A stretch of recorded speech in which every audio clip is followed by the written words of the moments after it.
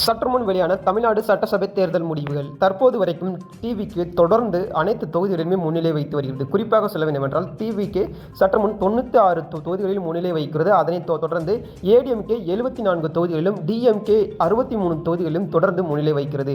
குறிப்பாக சொல்ல வேண்டுமென்றால் முதல்வர் ஸ்டாலின் அவர்கள் தொடர்ந்து அவர் தொகுதிகளில் பின்னுக்கு தள்ளப்பட்டுள்ளார். அதனைத் தொடர்ந்து பார்த்தீங்கன்னா உதயநிதியும் அவர்கள் பின்னுக்கு தள்ளப்பட்டுள்ளார்.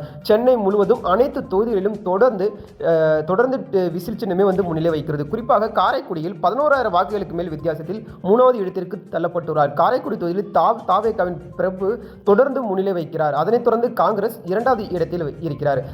இதுவரைக்கும் தமிழகத்தில் பதிவான வாக்குகளில் தாவேகா 33%, திமுக 31%, அதிமுக 30% வாக்குகளும் பெற்றுள்ளது.